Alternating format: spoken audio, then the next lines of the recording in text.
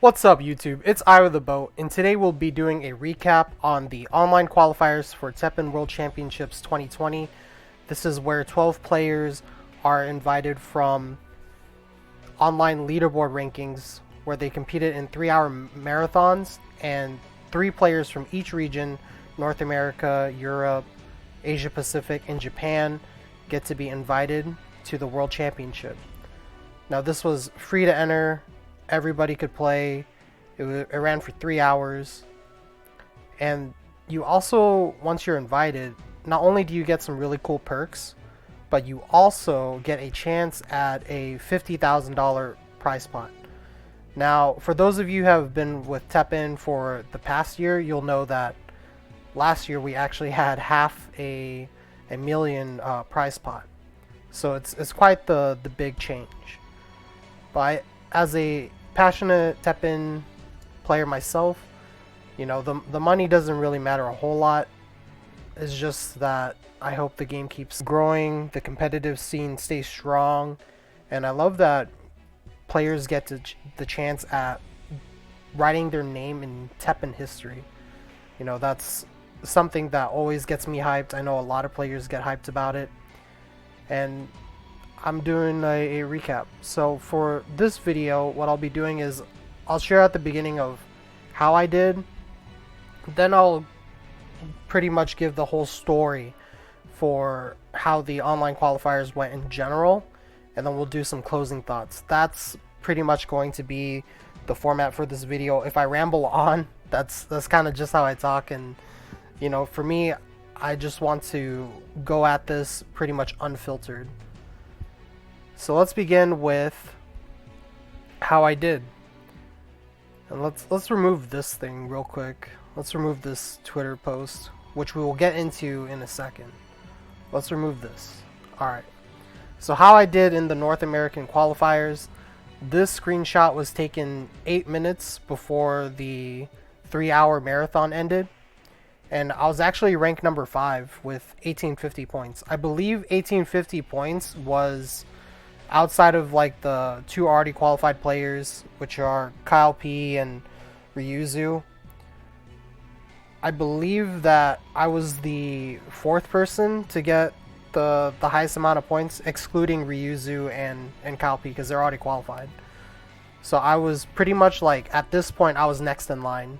And I'm not sure that anybody else got further than this, than the players that already got in, or the 3 top qualified players that did make it in. So I was pretty close. You know, a lot of players could see that, and I actually had a couple players even message me. They're like, "Hey, you okay?" You know, and I was like, "Yeah, I'm fine." I was like, "Why?" And they're like, "Oh, because I saw you almost made it." And not gonna lie, it is very normal, and it is something to feel when you're like really close to getting what you wanted, or the pinnacle of something that you've been waiting for, and you're just so close, but you know, you just kind of come short. I felt that type of anguish before, but I do have to chalk it up to a very close and dear friend of mine named Shane. Shane taught me that, you know, you can be competitive in games, you can, you know, win this and that, but the most important thing about games is just to have fun. And if you're not doing it for the experience of like just having fun in general, you know, you're not doing it right. So I've always had that mindset ever since I met Shane, and I still bring it with me in TEPPEN. Like even now, even though I've, you know, come pretty close to tasting, you know, victory, and was met with defeat again, it's fine, because I'm really just here for the game and the community. And yeah, that's how I did. Now I did risk it. Okay, so here I have 8 minutes. There was a good chance that I could play and then make it into top 3. You know, the next person in line that was the 3rd qualified player was 1862 points. So I only needed 12 points, and with this format, 12 points could get you with like in one game. So I actually played against a player that I know, and shout outs to Expert Hunter. I respect them as a player. I've seen them play, seen them like really study up this game. So I, complete respect for this person. So Expert Hunter was actually my next opponent when I was right here. And he was at 1825 points. And I ended up losing because I got two-shotted because this was a very aggressive meta. And, it is what it is. It just went out that way. Expert Hunter ended up going to like 1835. And then I went down to like 1835 as well, actually. So we both about pretty much averaged out. At that point, once I finished my game with, Expert Hunter, I only had like 4 minutes left because each game takes about 4 minutes just based on actions. Even if it's a aggro meta, you still have to account for all the seconds that it takes to play actions. And then you go into the action phase and it's halting the game. So after I played Expert Hunter, I was like, I gotta keep trying, maybe I'll get lucky, maybe I'll play against like, one of the top players. That was, my thought process. So I played, and I ended up playing against Thirsty, I believe. Shoutouts to Thirsty, also a respectable player. And I lost that one too. And at that point, I knew that there wasn't a whole lot of timing left. I think I had like maybe, 2 minutes. And I know that with TEPPEN, even though each game will probably take like 4 minutes, there are games that will end in a couple of minutes. So I didn't really want to risk my placement. At that point, I think I was like top 8. So I, just kind of sat there. And yeah, last year was kind of funny because last year I got top 8 as well. But last year I had the flu or some type of cold, condition. So I was playing for 6 hours with a cold, a fever, this and that. And I didn't go too hard on myself because, I got sick during that marathon. But this year,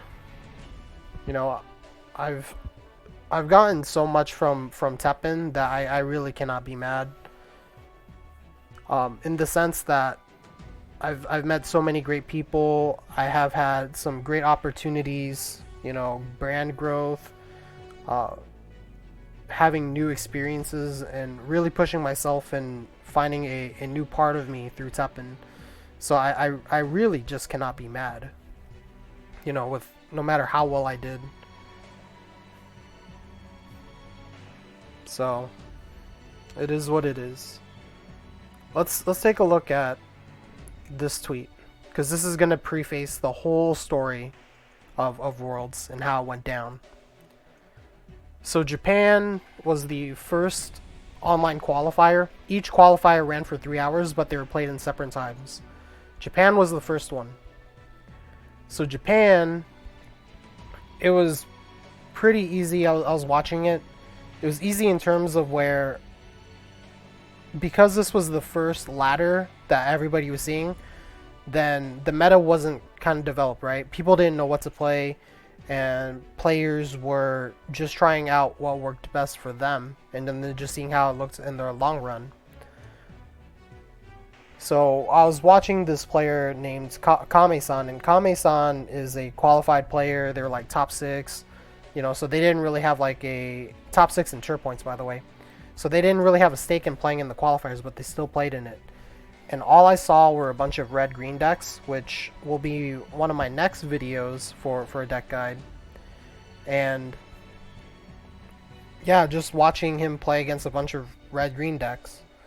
Now, from what I know, I believe top 3 in Japan was red-green, but Rana was actually the #1 seed in the online qualifiers for Japan, and they shared this deck list. This was the deck list that they got to #1 with in Japan.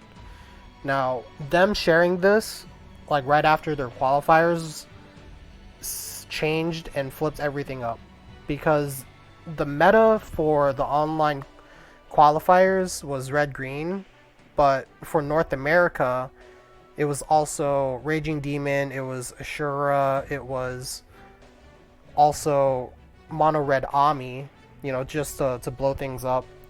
The Paw Patrol. Now, of course, I didn't name a whole bunch of other decks. So the names that I did mention, those are the decks that were mostly played in North America, or what were being talked about, what was hot. I understand that, a lot of players are like, yo, I knew purple black was going to be a thing. Well, obviously, purple black is a deck, but at the time it wasn't popular until Rana made this tweet. So when Rana made this tweet, as soon as Asia Pacific went on, everybody was playing purple black. And in Asia Pacific, I believe it only had, I can't remember the number. It was either 93 or 40. I believe it was 93. I think Asia Pacific had 93 players.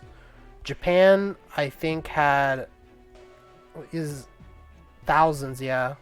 Probably like thousands of players playing in the Japan one. And remind you, like when I'm talking about numbers, all these numbers are based on region, because in these online qualifiers you only play against people from your region. So that's why it's so important to talk about these numbers. So Asia Pacific, about 93 players, and then they had the purple black meta. That's completely different from Japan. Japan had the red green meta when people were trying to figure things out. But now, every qualifier afterwards was completely changed and flipped on its head. And I forgot to connect the dots, but also that's the reason why we were talking about like what meta did we have before this tweet.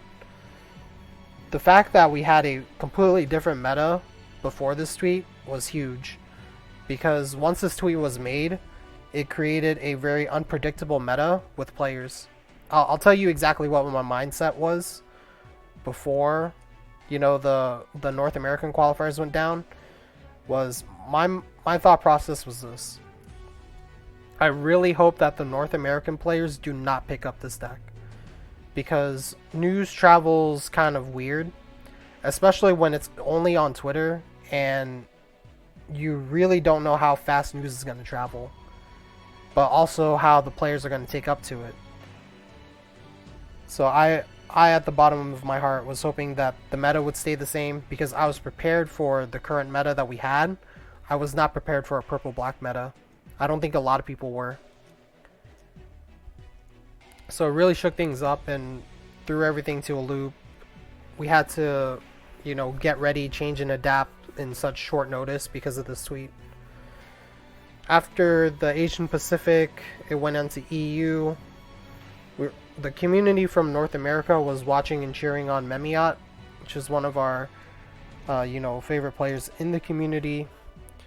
Memiot did well. They did get the top 3. They also played purple black aggro, so essentially this deck list, but their own version. And some players made it some good points. They were like, yeah, Memiot playing, really popularized, going into more qualifiers with this deck list. So I definitely do see that. I think it became like a domino effect, and I do think that Memiot also played a big role into this deck being played massively.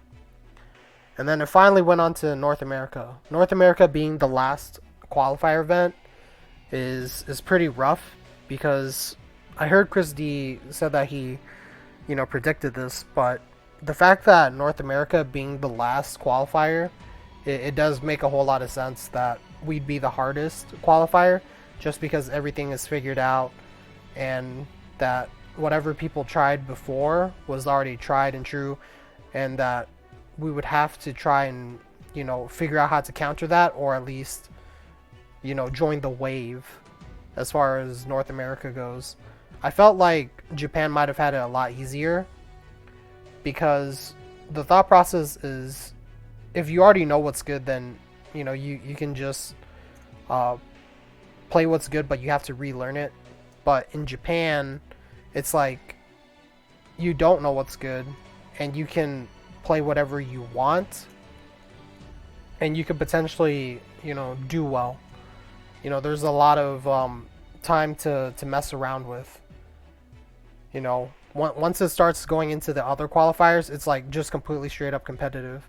In Japan, I believe that, once you're going into a blind meta, you're still trying to figure things out in the first hour. So there was a lot of leeway in Japan, I think, for their qualifier in terms of like, not having to play against purple black. The fact that every other qualifier afterwards was a purple black filled meta, and mind you, purple black is a very aggressive deck, is just very stressful.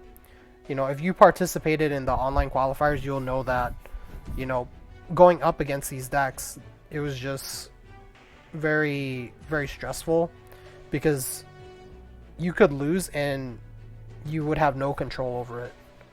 Absolutely no control over losing.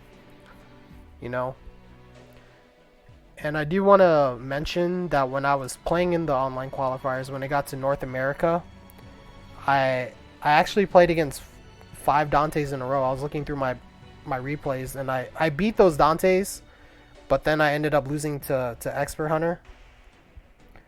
So I beat those Dantes, and I was just like, wow, I can't believe I fought against, 5 Dantes in a row. And to be honest with you, each one was a coin flip. Like, I could make good plays and I could, play the deck to my best ability, but if any of those Dantes drew better than I did, then I would have been screwed. Like, there are situations with this purple-black variant deck where, drawing the correct hand will massively just screw over your opponent. You can't do anything about it. And what's kind of funny is, now that I've wrapped up pretty much like the online qualifiers, I noticed I didn't really even go into this deck. So this deck is a lot different. A lot of you might think that this deck was a Devil Trigger deck. I certainly thought it was Devil Trigger, because Devil Trigger is what everybody thought that this was supposed to be, or even Tenkuha, but it's not. It's neither of Zero Tenkuha or Devil Trigger Dante. This is actually Fight Against Inner Demons. And going into the next season, and definitely for this format, I do believe that Zero was the best fit for the format, just because you could roll 50-50 on Maverick and just win the mirror off that way. And I also think that if you play in the mirror, you want to do some like really different plays, like using Kasuga to challenge a unit or to challenge life. It really depends on what the situation is, but you could do that. Kasuga is pretty much key. But also you want to play defensive, because you need to get to your fade. Devil Trigger will get there first, as far as like their hero art. So you need to play more defensive and then try to get to that Mavericks, is what I learned from playing this deck in the qualifiers and trying to adapt. But this deck was pretty cool. It took me pretty far. I did take up this deck and risk it. I don't know what I could have done differently. Actually, that's a lie. I went into my replays and I saw I made a couple misplays.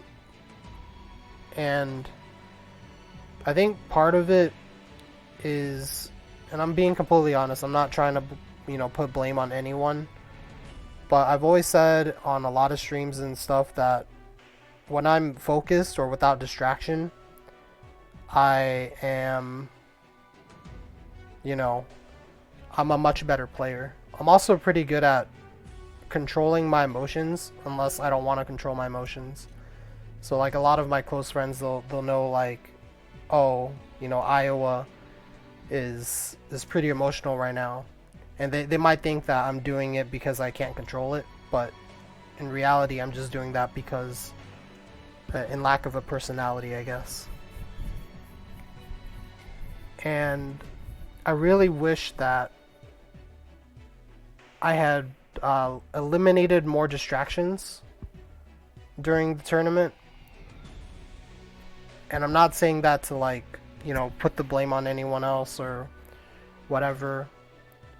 But looking back at the event, had I eliminated distractions, I would have done a little bit more math, because there was definitely some games where I didn't do math.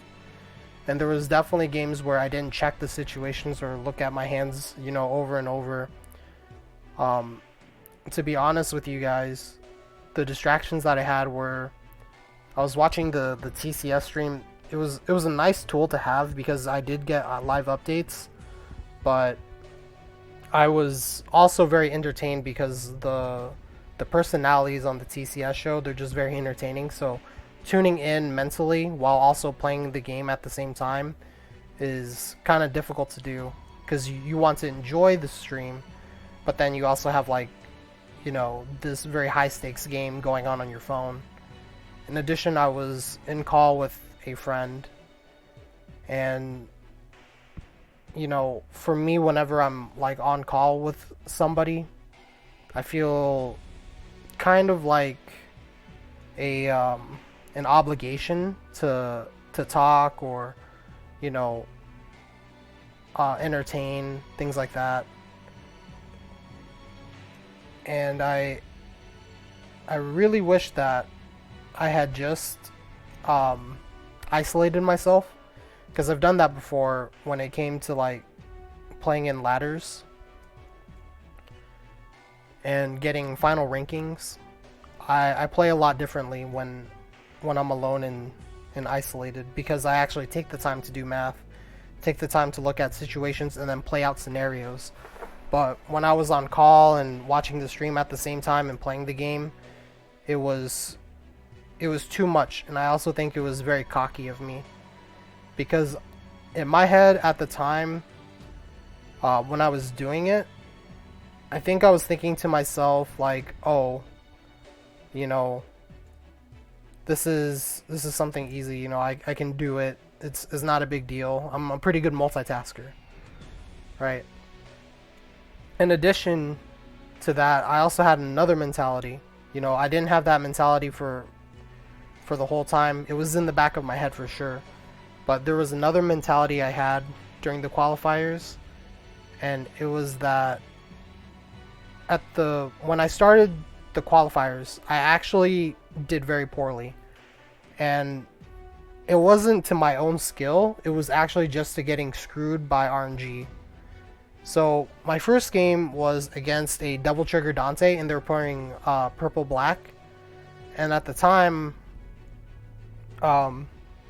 they just drew better than I did, and they just completely destroyed me. Go into game 2, same thing happens with the same person, no less, and they also ended up in like number 1 on the leaderboards for a little bit, not forever, but they were there. So I was just like, man, I can't believe I really, just lost to this guy twice, and now he's number 1. And that was really rough. It sent me like so deep, far down to 1500s, and you start at 1600. And that was when I noticed something about the matchmaking system. We had this patch note like a long time ago, but the matchmaking system is designed to where you are matched with people near your rank. And I noticed I was playing against other people that lost too. I wasn't being placed against people that had like high ranks and I could potentially take more points from them. And that was really so bad for me, because playing against players that also had a bad record within like the first 10 minutes was really detrimental, because I noticed a few things. Number 1, the players that accumulated, some of the first losses, they were playing random stuff. They weren't playing meta decks. They weren't playing, purple black. I ran into Denjin. I ran into a big Resonate. I ran into, Shara X, Charge Shot, all these like weird things. And I was really lucky that I was on purple black, because I was just able to ignore all of them. But it was still shaky because you didn't know what they had in their deck, because their decks just You could tell that they built it themselves. So when you're like preparing for meta, you're not prepared for like the unpredictable. But also another thing I noticed about being placed against people with like a very, not so strong record was that a lot of my opponents, and I'm not doing this to like shit on anybody, but I noticed that a lot of the players took the whole 10 seconds for the action phase. And when you're playing in a 3-hour timed event for big stakes, and I've talked to like a lot of people with similar stories, but time mattered for everybody. Down to like the last minute. A lot of the time mattered to a lot of people in each qualifier. It didn't matter which one or where you were. The top players, everybody was affected by the time. And even now people are saying that the qualifiers was too short. For me, I feel like it was at a decent pace compared to last year, because last year was 6 hours and that was just way too long. Everybody was just playing non-stop for 6 hours, and that's pretty unhealthy. But that being said, playing against people that waited 10 seconds per action phase was just very detrimental. And it'd be crazy too, because like sometimes they wouldn't even play an action, or sometimes they would play a very obvious action, and I would get frustrated because I'm already down 0-2, and I'm playing against people that are dragging out the action time for multiple actions. By the way, just every action go to 10 seconds, go to 10 seconds. It's tilting. And there was a specific one Dejin player who I know, and this Dejin player, it was a bad matchup for me because they had everything to pretty much counter my deck. Dejin will generally win most games, but the problem with them, and especially in this format, is that they're too slow. So you'll win a lot of games, like you'll have a pretty good consistency, but your games are so slow that you're not actually going to gain a whole lot out of playing Dejin. In addition, Dejin still has some bad matchups, even though I just said how good it was or how consistent it was. And those bad matchups will take away like all of the work that, the slow work that they had put up for. So I was playing against this person I know, I won't name them, and they had me pretty much like dead to rights. Like they had me beaten, and it frustrated me because I still had like over 25 health, and the reason why they beat me was because they killed my units. And I was pretty much like playing the game, hitting okay, things like that, and they would just take 10 seconds forever to just hit okay to like oh, I'm gonna burn this guy on response, or oh, I'm not gonna do anything with the actions this time around. The person I was playing was just always waiting 10 seconds for Dejin.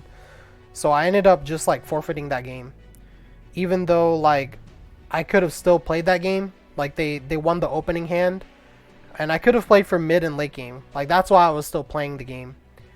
But the fact that that person like just kept waiting 10 seconds on Dejin was just enough for me to quit. I was just like, I don't have time for this. There was a good chance I'm losing this game anyways. I'm out of here. I need to save time. And it took me for a whole hour, but I was able to just like break even and hit 1600. And this was the same experience for a lot of players. So if you haven't talked to a whole lot of players and you probably shared this experience, it happened to a lot of people. So it's pretty normal. So I didn't feel alone in that fact after the event. But at the time, when it was just me and by myself, and I was the only person that I knew was, effectively going through this, I was pretty defeated. So that goes in part in why I still stayed in like a voice call and I was still watching the stream. I pretty much did not care anymore. You know, once I had such a shitty start and things weren't looking up for me, I pretty much thought I lost my chance. Within the first hour, I just broke even at 1600. And what's crazy is I just started to, you know, keep playing and I just didn't lose as much anymore. I still lost a few games here and there because, and I remember them very vividly and clearly. I was like, oh shoot, you know, I made this play error because I didn't count, or oh shoot, I made this play error because I didn't look. You know, because I was distracted. I make a lot more calculations when I'm not distracted. And you know, even now, a lot of my attitude towards like everything is you never really cry over spilt milk because you could be using that energy to effectively fix things, you know? And that's exactly what I did here. I actually kind of have a funny story. So I entered the pumpkin contest for TEPPEN, and it's where you had to carve out a pumpkin, and I've never carved a pumpkin in my life. So I carved this pumpkin to enter the contest because I just wanted to share content, and I already messed up. Like I broke half of the pumpkin while carving it, and I had to be very creative for what I was gonna do. So I ended up piecing as much as I could of what I wanted the pumpkin to look like. I took it outside, took a photo, and then I went back inside and I actually did some Photoshop. And I Photoshopped it to look kind of real, make it look how I wanted. If you follow my Twitter, you'll see that, you know, it looks pretty good. In fact, I might be able to pull up a couple of images here for the video. There you go. And it's supposed to be the purple symbol, the purple logo. You know, I even use like sticks in the middle to kind of get that indentation in the middle. But then I was able to Photoshop it into this. So it looks a lot better. Like it actually looks like the purple symbol, and you also have the purple lighting. It looks clean, right? It looks very different. And the whole time while I was doing this pumpkin carving, I wasn't defeated. I kept my same mindset as I always do, which is don't cry over spilt milk and try to remedy the situation, but keep trucking along. So the point of my story I'm trying to make is like, that's my attitude for a lot of things in life. That was my attitude during the qualifiers, and I think it's a pretty good way to go. Of course, you know, everybody has their own ways of dealing with everyday life to, you know, stuff, but that's what I did, and it keeps me sane, you know. So the losses I had during the qualifiers, they didn't keep me down. And just keep playing during the qualifiers. I actually think I did, and this is very self-proclaimed, but I think I was the fourth person in America to do as well as I did that wasn't qualified at the time. Technically there was like 5 people that did very well. It's Ryuzu, the top 3 qualifiers, and then Kyle P. Those were the top 5 that did very well. And then I would technically would have been 6th if I didn't like lost all the points that I did. But that's in my eyes. Argumentatively, Thirsty Game should actually be the 6th person because he actually ranked 6th in final placement. But I'm not sure that anybody else got as high as points as I did, besides the people that have qualified for the event. Is what I'm trying to get at. So that's why I talk about how close it was, and you know, this and that. And yeah, I was just not prepared for a lot of things. My experience for this event has definitely been eye-opening. If I could go back in time and use what I know now, I would. But definitely congratulations to all of those that have qualified, all of those who have put in hard work, players that stuck with this game and are enjoying the game and sticking with it to figure out, like, you know, what's coming around next. Because the game does not survive without the community, and the community is absolutely the one thing I love about this game. You know, I've built my brand on TEPPEN. I never really knew what a brand was or imagined myself creating one. But, you know, here we are. And TEPPEN just means a lot to me in that respect. So, even now, after the qualifiers and having missed my opportunity, or, you know, didn't quite make it, I still very much want to just keep sticking with TEPPEN, you know, not only in just like content creating, being a member of this community and playing the game, but I really just want to keep seeing where this goes with TEPPEN.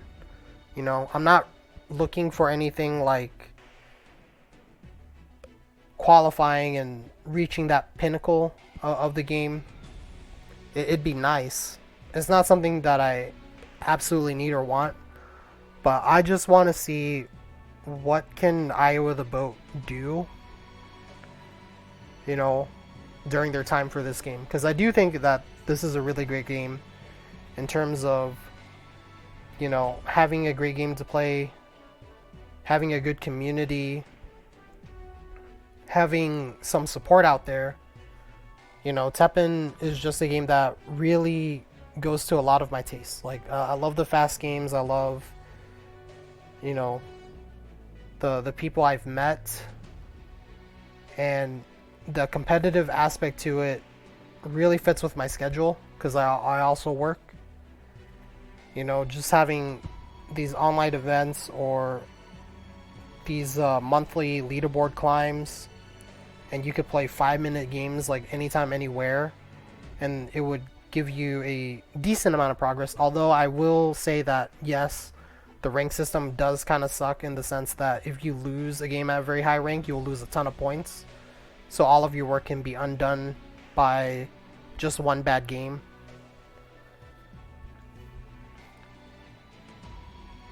But all in all, TEPPEN has really grown on me. So I just want to see where that goes.